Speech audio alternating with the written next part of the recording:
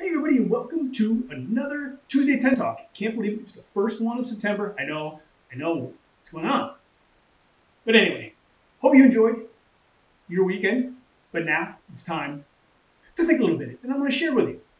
So first off, I want to ask if you have had a chance to watch, if you have Netflix, you would watch the Action Park documentary, referring back to my Tuesday 10 Talk last week about theme parks, the Class Action Park.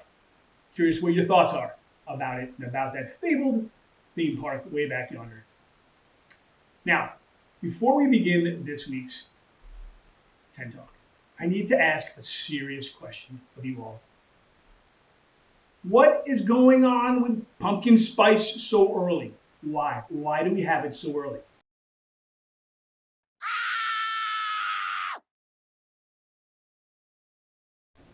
Now, I know it's not a favorite of everybody, and I like my pumpkin spiced chai latte, and I love a good, even though there's not too many, a good pumpkin beer. I'm just not ready for it. I have a head fast rule, and my wife laughs at me for it, but I will not have anything pumpkin spice, pumpkin, whatever, even pumpkin pie, before October 1st. Because to me, that's when fall is, and pumpkin spice screams fall. Not September 1st. Come on, people. Who's with me in that one? There's got to be some of you. Let me know. Now, on to this week's 10 Talk. We're going to talk art, specifically statues. And last week, we had two statues that were unveiled here in New York City. Their first one in Central Park was the first ever statue commemorating women. And it was a 14-foot tall bronze monument of Susan B. Anthony, Sojourner Truth, and Elizabeth Cady Stanton.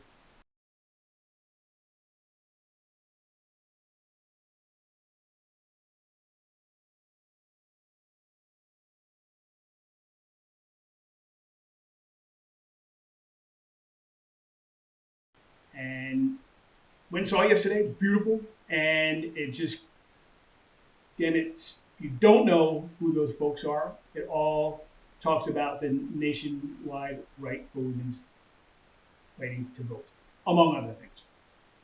The other statue that was unveiled last week was down near Hudson Yards, down in the 30s in lower Manhattan. And this was of a huge gorilla. And his name is King Nyame. King Nyame, sorry. M, not an M. The statue is designed to raise awareness for all the endangered species of gorillas. And this statue was actually modeled after a real gorilla in New London.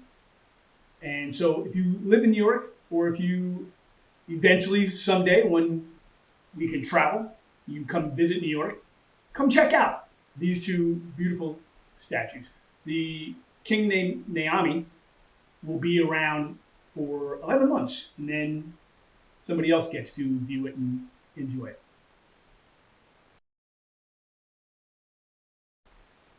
My first statue is from a place that I love and associated with a structure in one of my favorite cities. Now, if you all know me, you know my love of London, and particularly the love of the Tower Bridge. And I stumbled upon this statue actually many trips into my trips to London as I was walking on the north side of the Thames from Greenwich into London City proper. And I found the girl with a dolphin.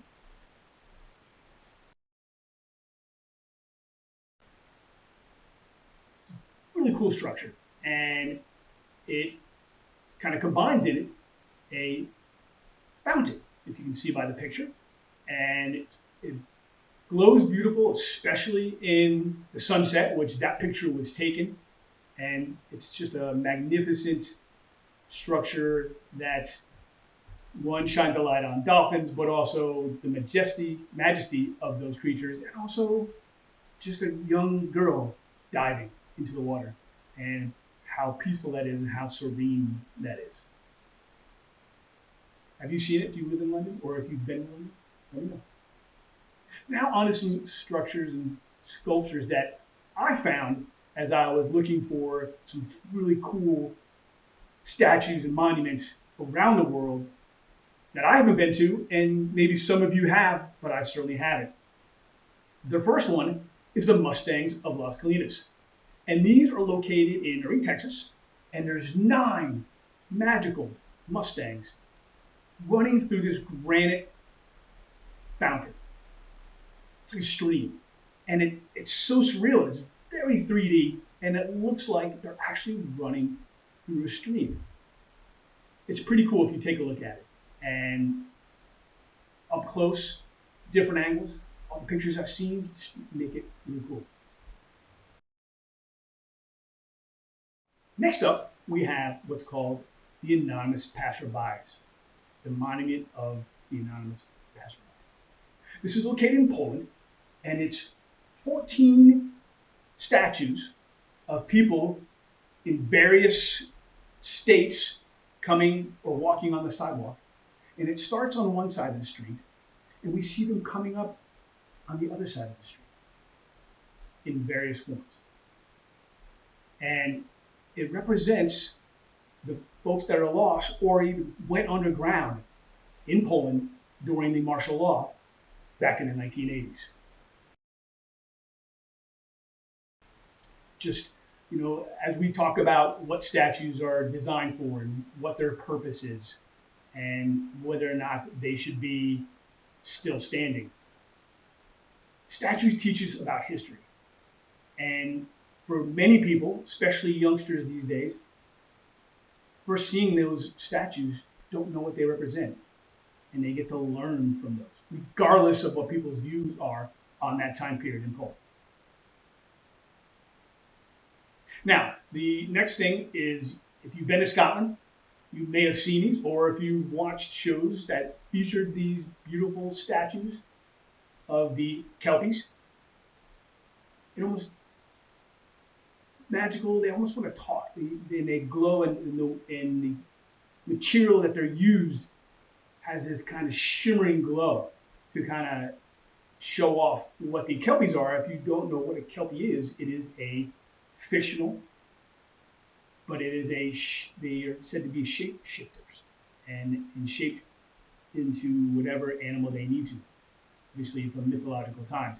And the Kelpies themselves represent the history of horses in the birth and the growth of Scotland. Scotland's a very terrestrial country, as you know if you've seen pictures of Scotland. But it's these mythical animals that share and expose us to the heritage of Scotland.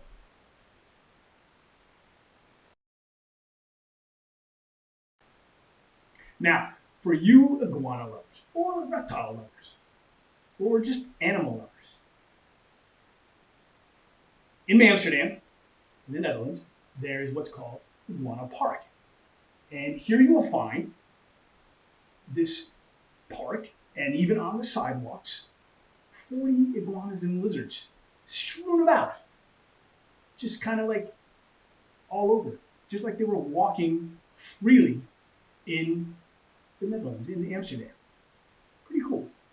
And again, like I said, they're both in the little park and on the sidewalks. Again, an opportunity to, because they're not really found in the Netherlands or in Amsterdam, so an opportunity to teach kids about what these animals, what these reptiles are, and get them curious. Or just a fun way to hang out with some reptiles.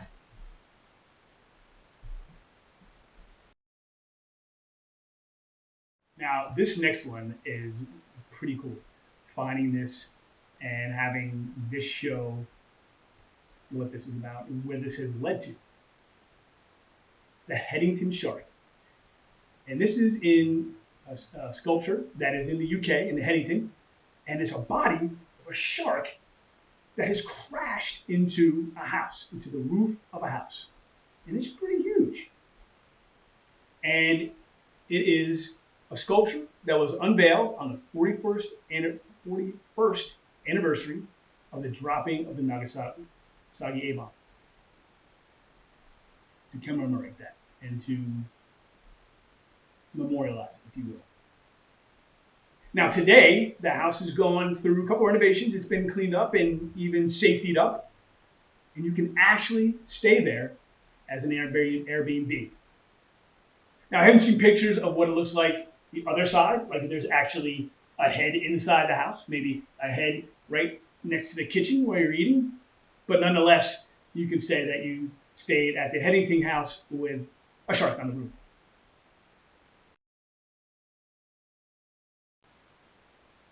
Now, finally, this was a little fun to find out. And I'm going to say this right. Bratislava, Slovakia, there is a statue, a monument called Man at Work. And in Slovakia, the actual term is Cumil, C-U-M-I-L, which is loosely translated to the watcher or watcher.